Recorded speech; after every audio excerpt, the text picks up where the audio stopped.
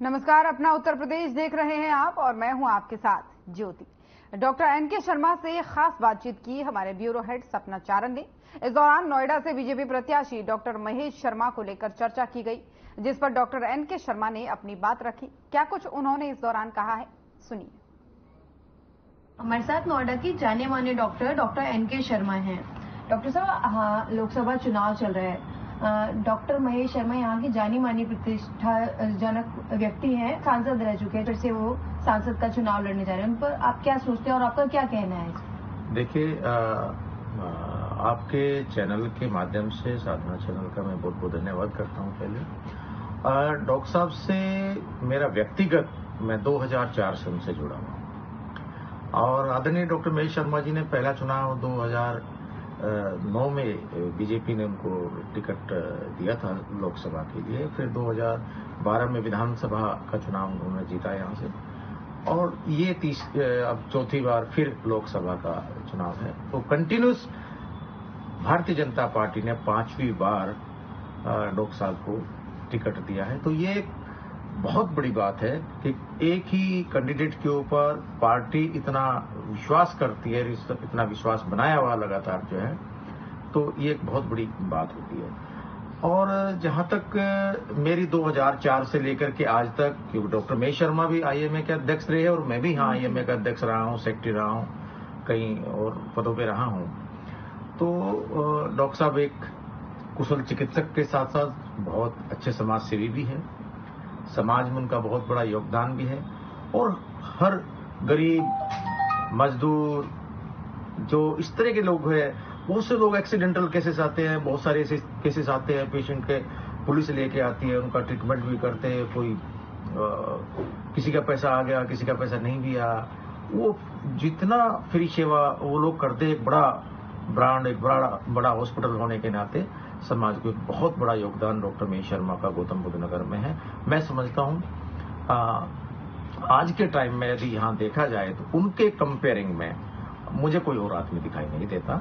और ऐसे ही लोगों को राजनीति में आगे बढ़ना चाहिए, समाज की सेवा करने के साथ साथ देश की सेवा भी करें। जब तक भारतीय राजनीति के अंदर अच्छे पढ़े लिखे लोग नहीं आएंगे। डॉक्टर साहब एक कुशल चिकित्सक भी है, एमबीबीएस डॉक्टर है, उनकी वाइफ गायनी की डॉक्टर है।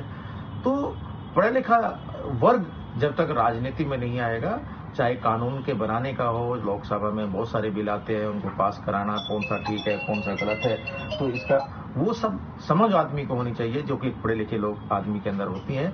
डॉक्टर साहब में वो सब चीजें हैं।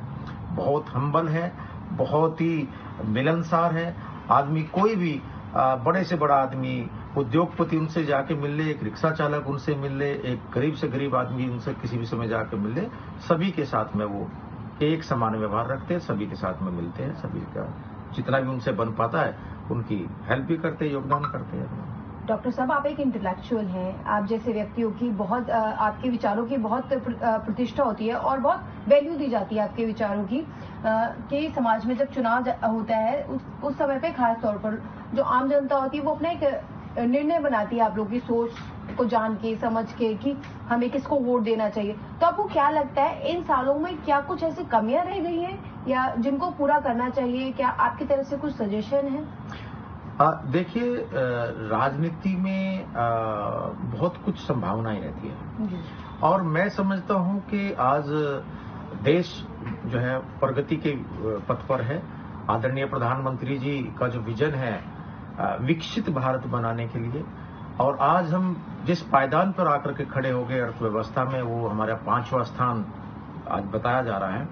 मैं समझता हूं यदि हमें भारत को विश्व की शक्ति बनना है, विश्व गुरु बनना है और एक महाशक्ति के रूप में उभरना है, तो हमें पहला पायदान पाना है तो बहुत मेहनत करने की आवश्यकता होगी। बहुत सारी चीजों में कुछ बदलाव करने की भी आवश्यकता होगी, चाहे वो चिकित्सा के क्षेत्र में हो, चाहे वो और सड़कों के सुधार के क्षेत्र में हो, चाहे वो रेलवे के क्षेत्र में हो, चाहे वो फार्मास्यूटिकल्स के क्षेत्र में हो, चाहे हमारा जो गरीब किसान मजदूर है उनकी जो आर्थिक स्थिति है उनकी सुधार की स्थिति हो, किसान जो हमारा जो खेत में जो हमारा अन्नदाता जो काम कर रहा है उसके सुधार की आवश्यकता हो, जो हमारे आज गरीब लोग जो जिनको मकान नहीं मिल पा रहे थे, जो झोपड़ियों में रहते थे। कुछ माननीय प्रधानमंत्री जी ने काफी प्रधानमंत्री आवास योजना के तहत मकान दिए, और लोगों को मकान बना करके देने की आवश्यकता हो। तो जब तक अलग अलग क्षेत्र में हम आत्मनिर्भरता नहीं होगी, चाहे हमारी रक्षा के क्षेत्र में हमारी आत्मनिर्भरता हो, क्योंकि हम सारा कुछ बाहर से ही मंगाते थे, हमारी जब तक वो मैन्युफैक्चरिंग वाला या इंडस्ट्री वाला ये सब कुछ चीजें नहीं आएंगी, और बाहर से भी कुछ चीजें और जो अच्छे जो हमारे आज जो आईटी के वाला या इंडस्ट्री वाला ये सब कुछ चीजें नहीं आएंगी, और बाहर से भी कुछ चीजें और जो अच्छे जो हमारे आज जो आईटी के हमारे स्टूडेंट हैं, अच्छे डॉक्टर्स जो हमारे हैं, जो बाहर जाते थे, यदि उनका बाहर जाना प्लान हो जाए, उनको वो सारी सुविधाएं भारत के अंदर मिले, तो मैं समझता हूं वो सब चीजें बहुत अच्छा होगा और भारत एक विकसित देश बनेगा। लेकिन ये तभी बनेगा जब संसद के अंदर पढ़े लिखे एजुकेटेड लोग जाएंगे, उन लोगों को उस चीज की महत्व का ज्ञान होगा। मैं तो आपके चैनल के माध्यम से यही भी अपील करना चाहूंगा, खासतौर से गौतम बुद्ध नगर लोकसभा के लिए भी, कि आदरणीय डॉक्टर महेश शर्मा को भारी से भारी मत देकर के, वोट देकर के, और एक आहुति के रूप में, जैसे कि 26 अप्रैल को यहाँ पर चुनाव है, तो सबसे पहले आप जो है, जैसे कि हम लोग हवन पूजन करते हैं और सब कुछ दूसरी जब अन्य काम जब करते हैं, तो अपना सुबह उठ करके सबसे पहले एक ही अपना धर्म समझ करके, क्योंकि आपको संविधान के अंदर, आपको लोकतंत्र के अंदर एक बहुत बड़ी शक्ति दी है, आपकी वोट पावर है। आप अपनी वोट को अपनी सही यूज करें और कमल के फूल पर अपना बटन दबा करके डॉक्टर महेश शर्मा जी को जिताए, और आदरणीय प्रधानमंत्री जी को तीसरी बार भारत का प्रधानमंत्री बनाने में अपनी वोट और अपने परिवार, अपने साथियों का सहयोग करे, खुद भी वोट देने जाए और लोगों को भी प्रेरित करे, वो लोग भी वोट दे, सबको समझाए बुझाए, क्योंकि हमारा देश तभी आगे बढ़ पाएगा जब राजनीति में अच्छे लोग होंगे। गुंडे बदमाशों की जब तक नकेल करने वाले, कसने वाले, भ्रष्टाचारियों पर नकेल कसने वाली सरकार नहीं बनेगी, तब तक देश का उद्धार नहीं हो सकता। गरीब गरीब रह जाएगा, और जो भ्रष्टाचारी है वो भ्रष्टाचार करके वो विदेशों में कहीं न कहीं इधर उधर जहां उनको जाना होगा वो भाग जाएंगे, और देश फिर वहीं पिछड़ जाएगा। और यदि किसी को उदाहरण देखना है तो पड़ोसी देश पाकिस्तान से, उससे हम शिक्षा ले सकते हैं। आज हमारा पाकिस्तान कितना, दोनों ही देश 1947 में एक साथ आजाद हुए थे, हम कहाँ हैं और आज भी कहाँ हैं। धन्यवाद हमारे साथ बातचीत करने के लिए। तो ये थे हमारे साथ डॉक्टर एनके शर्मा, जिन्होंने अपने विचार हमारे साथ रखे लोकसभा चुनाव को लेकर, खासतौर पर नोएडा को लेकर उन्होंने अपनी बात कही। कैमरा पर्सन रमेश के साथ सपना चारण, नोएडा। औरंगाबाद में बीजेपी ने जनसभा का आयोजन किया, जिसमें सीएम योगी आदित्यनाथ ने जनसभा को संबोधित किया। क्या कुछ उन्होंने इस दौरान कहा है, आइए सुनते हैं। भारत माता की, भारत माता की, भारत माता की, वंदे वंदे वंदे।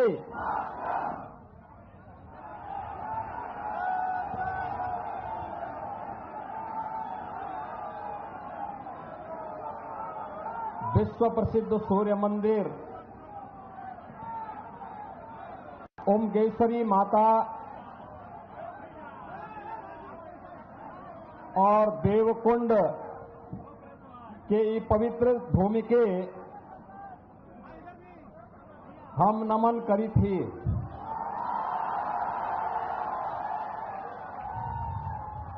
आप सबके सादर अभिवादन करी थी। भगवान भास्कर की कृपा हम सबन पर बनल रहे। मंच पर उपस्थित औरंगाबाद के लोकप्रिय सांसद माननीय श्री सुशील कुमार सिंह जी,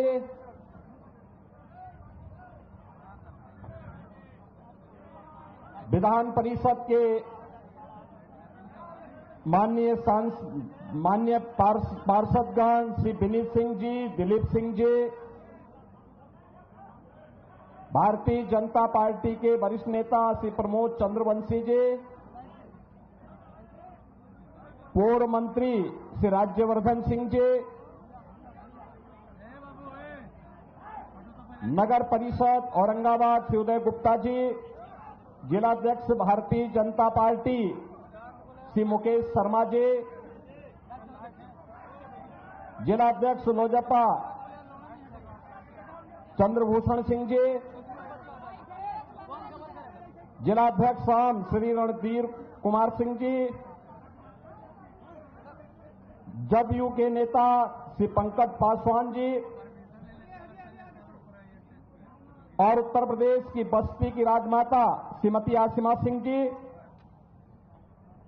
आज के इस कार्यक्रम में उपस्थित राष्ट्रीय लोक मोर्चा के अध्यक्ष अशोक कुशवाहा जी, अशोक सिंह जी, रामेश्वर बैठा जी, अमृत भूषण राठौर जी, भारतीय जनता पार्टी और एनडीए से जुड़े हुए हमारे सभी वरिष्ठ नेतागण, औरंगाबाद के मेरे सभी उपस्थित बहनों और भाइयों,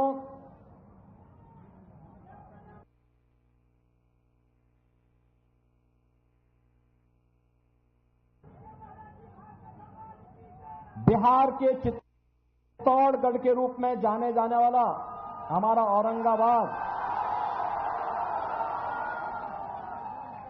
किस शौर्य भूमि को नमन करता हूं, जिस भूमि ने बिहार की विभूति से अनुग्रह नारायण सिन्हा जैसे महापुरुषों को जन्म दिया हो, इस पावन धरा को नमन करते हुए मैं आप सबका हृदय से अभिनंदन करता हूं। बहनों और भाइयों,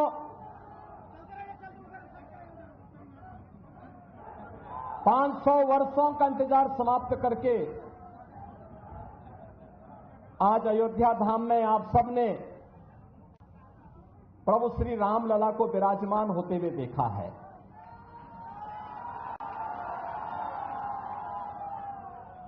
और स्वाभाविक रूप से प्रभु राम को विराजमान अयोध्या धाम में किया गया, लेकिन उत्साह और उमंग बिहार के अंदर था।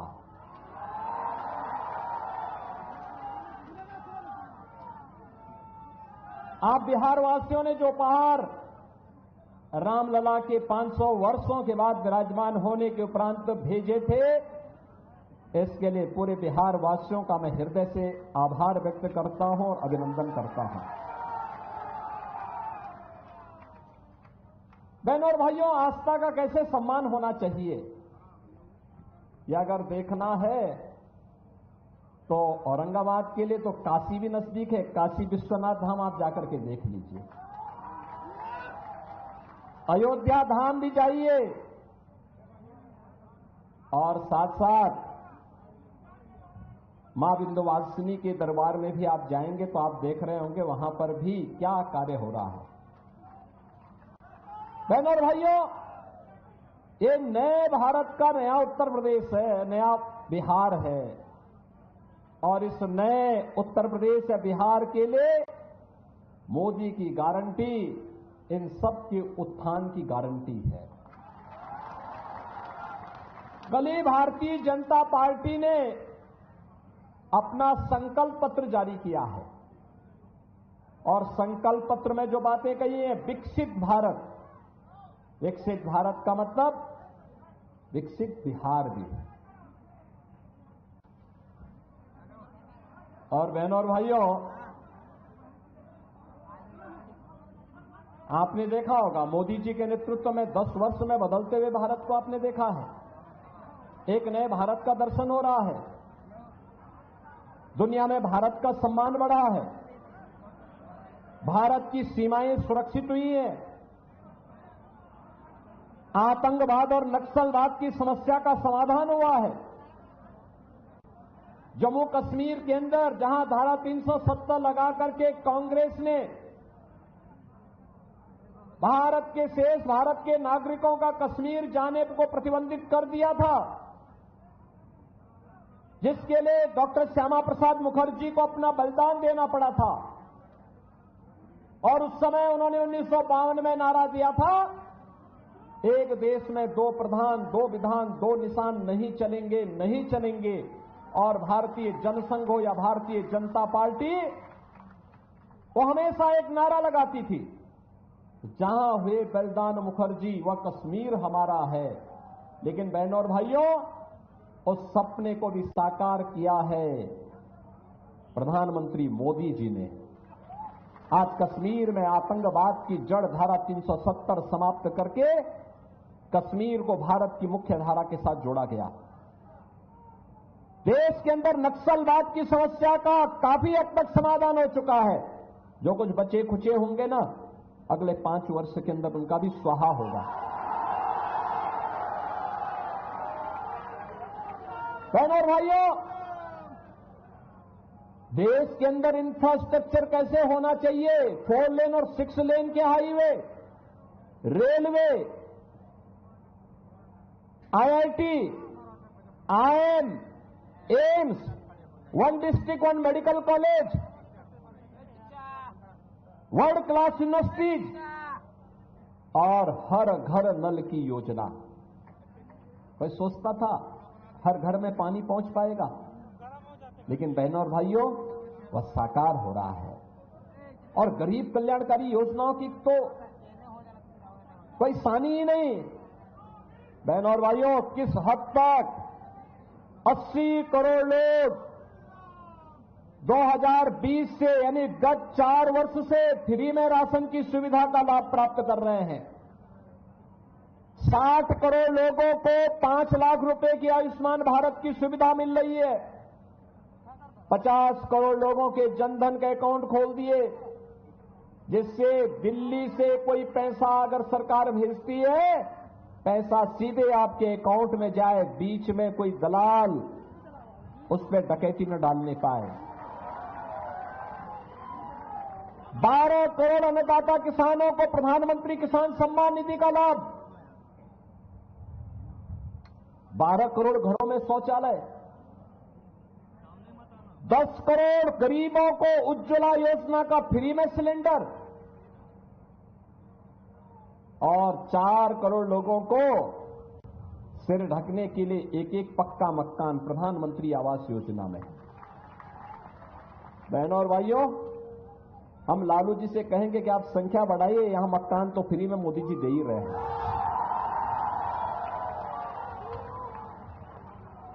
4 करोड़ लोगों को फ्री में आवास दे दिया।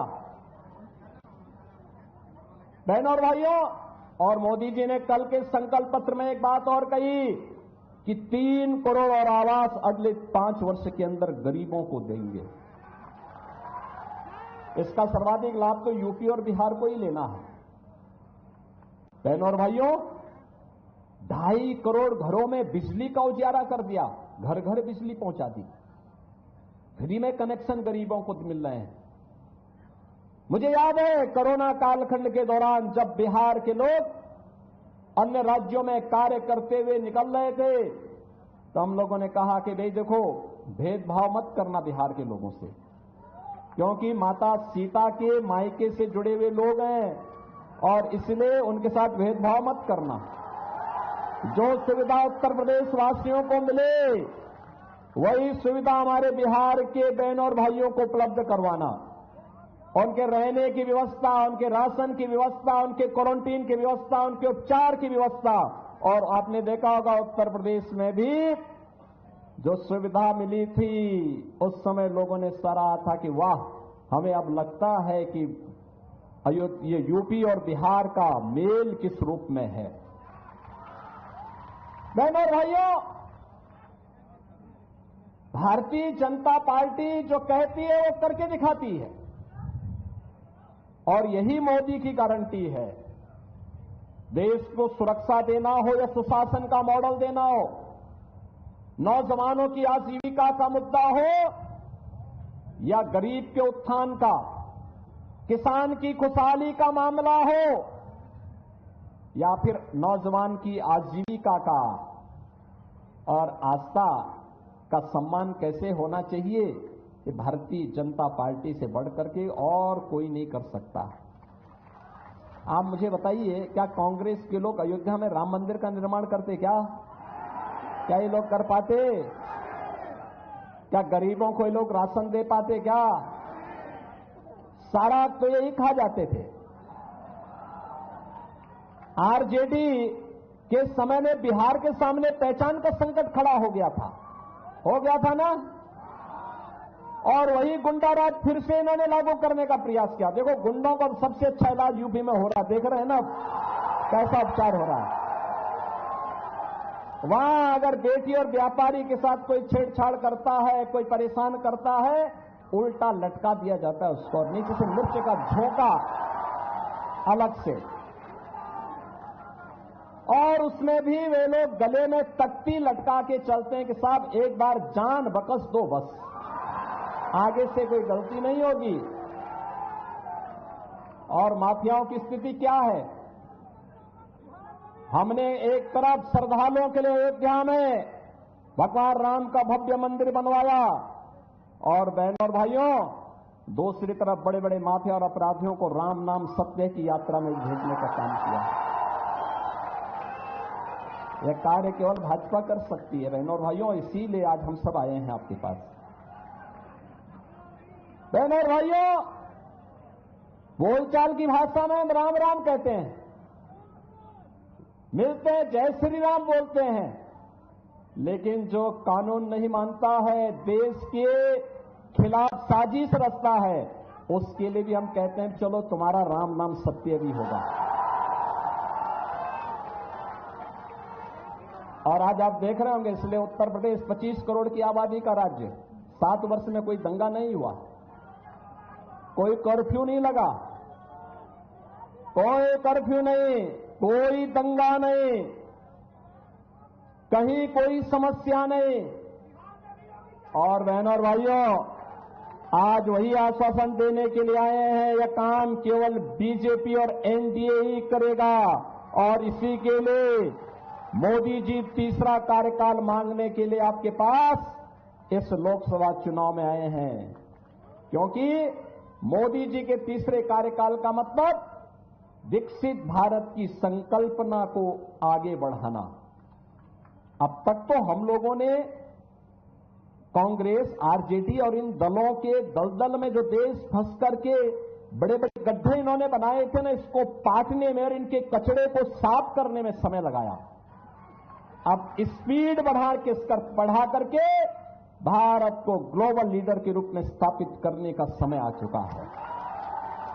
बहनों और भाइयों, ग्लोबल लीडर के रूप में भारत बनने का मतलब एक आत्मनिर्भर भारत, युवा आत्मनिर्भर होगा, महिलाएं स्वावलंबी होंगी, व्यापारी सुरक्षित होगा, उसका व्यापार फल फूल रहा होगा, दुनिया के अंदर उसकी अपनी धमक होगी, और भारत दुनिया का पिछलग्गू नहीं, दुनिया की सबसे अग्रणी अर्थव्यवस्था के रूप में दुनिया को नेतृत्व दे रहा होगा। ऐसे भारत के लिए मोदी जी को तीसरा कार्यकाल आवश्यक है, और इसीलिए हम लोग आए हैं आपके पास कि बहनों और भाइयों, जब सारी समस्या का समाधान तो मोदी जी के नेतृत्व में भारतीय जनता पार्टी और एनडीए ने किया है, देश को समस्या देने वाले कांग्रेस और आरजेडी के ही लोग हैं। दिया ना इन्होंने समस्या, आतंकवाद की समस्या इन्होंने दी, भ्रष्टाचार की समस्या इन्होंने दी, गरीबों के हकों पर डकैती डालने की समस्या भी इन्होंने दी, अराजकता और दंगे भी इन्होंने ही दिए, अव्यवस्था भी इन्होंने दी, हर प्रकार की समस्या इन्होंने दी, और समाधान मोदी जी ने दिया है। प्रधानमंत्री मोदी जी ने समस्या का समाधान दिया है। तो जब समाधान मोदी जी दे रहे हैं, तो समस्या को पालने की आवश्यकता नहीं जो आपके विकास में बाधक है, और इसके लिए हम लोग आए हैं। बहनों और भाइयों, आरजेडी से कोई उम्मीद मत करिए, ये चुनाव तो अब नेशन फर्स्ट बनाम फैमिली फर्स्ट का आ गया है। और हम लोग तो सोच रहे थे कि अच्छा हुआ हम लोग फिर से एनडीए को बिहार के अंदर और सशक्त बनाने में हमें सफलता प्राप्त हो गई। अन्यथा बिहार के अंदर तो लालू जी के परिवार को ही सीट कम पड़ रही थी, आपने देखा होगा। सीएम योगी को सुन रहे थे आप। बुलेटिन में फिलहाल इतना ही। नमस्कार।